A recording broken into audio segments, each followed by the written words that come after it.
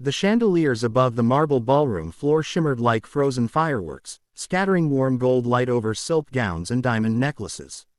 A string quartet played near the balcony doors, their music weaving through the hum of conversation and the gentle clink of crystal glasses. The Devereux Foundation's annual gala was less an event and more a spectacle, an exhibition of wealth disguised as generosity. Amara adjusted her grip on the silver tray she carried, balancing champagne flutes with steady hands.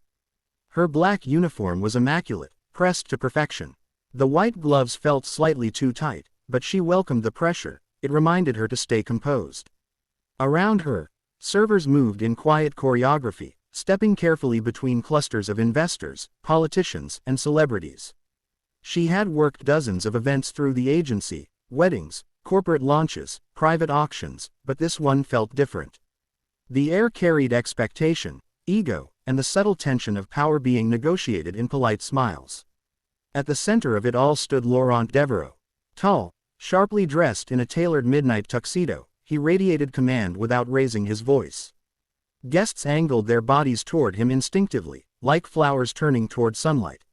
He spoke with measured confidence, gesturing lightly with his champagne glass as a circle of investors listened. Expansion isn't just about capital, he was saying. It's about communication. Cultural fluency determines success. If you don't understand how people think, you've already lost the deal. There were approving murmurs. Amara approached the group as instructed, offering refills. She kept her gaze neutral, posture straight. One investor accepted a glass without breaking eye contact with Laurent. Another waved her closer impatiently. As she turned slightly to step back, someone behind her shifted unexpectedly. Her elbow brushed Laurent's sleeve. A thin arc of champagne splashed against the cuff of his jacket. It was barely noticeable, just a faint shimmer on dark fabric. But Laurent looked down as if acid had touched him. The conversation faltered. "I'm so sorry, sir," Amara said immediately, her voice calm and sincere. She reached for a linen napkin from her tray. Laurent took it from her instead, dabbing his cuff with deliberate irritation. His jaw tightened. "Careful," he said, loud enough for those nearby to hear. "Precision matters, even in simple tasks." A few men chuckled. Amara felt heat rise behind her ribs but kept her expression composed. "Of course, sir. It was an accident. That's the problem," Laurent continued smoothly, glancing at his circle as though delivering a witty aside. "Temporary staff. No training. No standards." The laughter grew more comfortable. She lowered her eyes, not in submission, but to gather herself. She had endured worse. She had translated for refugees who had lost homes, families, entire countries. She would not unravel over a damp sleeve. One investor leaned closer to Laurent. "Hard to find quality help these days." Laurent's gaze returned to her. "Tell me," he said lightly, "do you even speak English well enough to understand what I'm saying?" The words sliced cleaner than any shout. The nearby guest smiled, waiting for embarrassment. Amara lifted her chin slowly. Her eyes were steady, dark and unflinching. "Yes, sir," she replied. Fluently. He arched a brow, amused. "As that's so, I also speak French, German, Italian, Spanish, Mandarin, Arabic, and Portuguese." The laughter stopped. One of the investors blinked. "Excuse me." Amara's tone remained respectful. "I studied international relations at the Sorbonne. I completed my master's thesis on cross-cultural negotiation in post-conflict regions. I work through the catering agency at night to support my mother's medical treatment."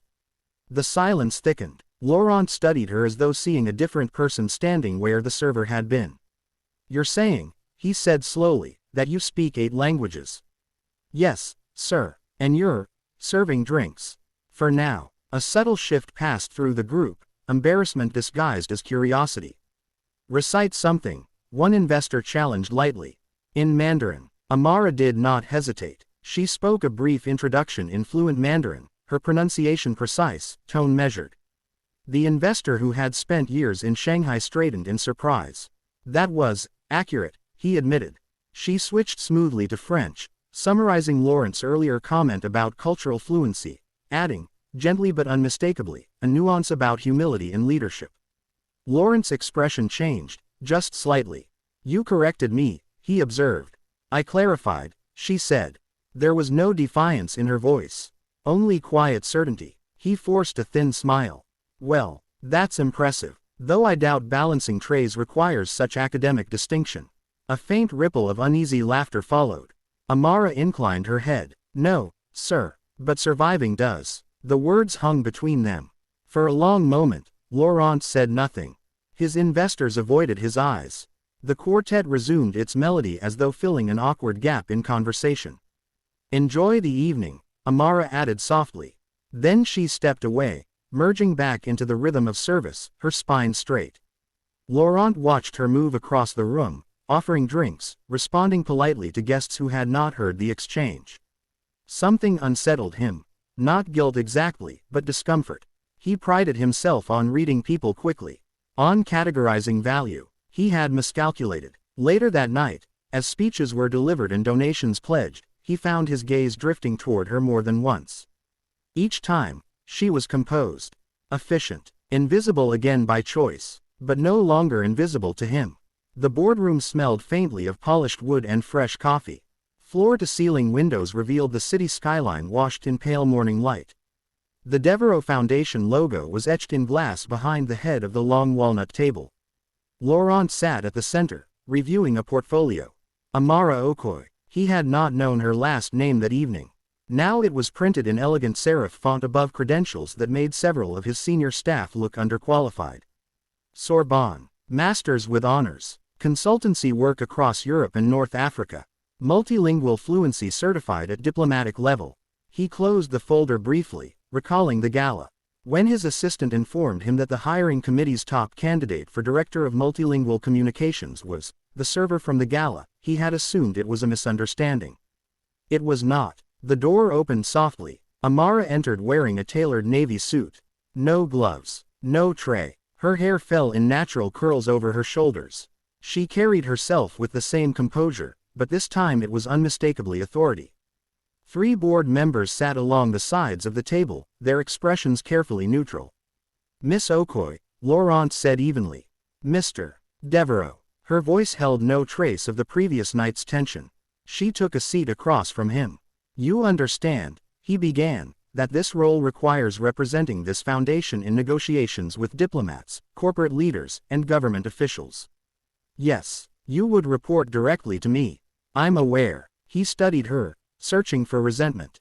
He found professionalism. Why accept an interview here? He asked. After what happened, the board members shifted subtly, aware of the subtext. Amara met his gaze. Because my goals are larger than my pride. And because institutions evolve when challenged. Challenged, he repeated quietly. I don't require apology to do my job, she added. I require opportunity. The clarity of her words settled heavily in the room. Laurent leaned back slightly. What would be your first recommendation if appointed? Your European messaging lacks regional nuance, she replied without hesitation. Your outreach in North Africa unintentionally centers Western frameworks. And your South American partnerships would benefit from local leadership visibility. One board member raised his eyebrows. You've reviewed our campaigns. Yes. In detail. Laurent asked. In 3 languages. A faint silence followed. And how would you address those issues? He pressed. By listening first, she said. Then restructuring communication strategies to reflect local narratives instead of exporting ours. Her tone was not accusatory. It was analytical. Laurent tapped his fingers lightly against the table. You believe our current approach is flawed. I believe it can improve. And you are confident you can lead that change. Yes. The certainty was not arrogance. It was earned. One of the board members cleared his throat. For context, Mr. Devereaux, Miss Okoye conducted part of her interview in Arabic with our regional advisor and concluded in Portuguese with our Brazil liaison. Both were highly impressed. Laurent exhaled slowly. He stood and walked around the table, stopping near the window. The city stretched below, vast, multilingual, indifferent to ego. When I was starting out, he said without turning, I was told I didn't belong in certain rooms. Amara listened quietly. I decided to become indispensable. And did you? She asked. Yes. He turned to face her. But perhaps I confused indispensability with infallibility. She held his gaze. Power can distort perception, she said gently. Especially when no one questions it. The boardroom was very still. Laurent returned to his seat. He looked at the folder once more, then at her. Miss Okoye, he said carefully, if offered this position, would you be prepared to challenge me when necessary? Yes, respectfully, always. A faint, genuine smile touched his expression. He looked around the table. Unless there are objections. There were none. He stood and extended his hand across the polished wood. Welcome to the Devereaux Foundation, Director Okoye. She rose and shook his hand firmly. Thank you, Mr. Devereaux. Their handshake held balance, neither dominance nor submission. As the board members began discussing onboarding logistics, Laurent lowered his voice slightly. For what it's worth, he said, I misjudged you. Amara met his eyes calmly. Yes, she replied, you did. There was no bitterness in her tone. Only truth. And I intend not to repeat that mistake, he added. She inclined her head. Then we'll work well together. Outside the glass walls, the city hummed with countless languages blending into one restless rhythm. This time, when she walked beside him toward the door, it was not as background. It was as partner in purpose. And Laurent understood, perhaps for the first time, that cultural fluency was not just about speaking languages.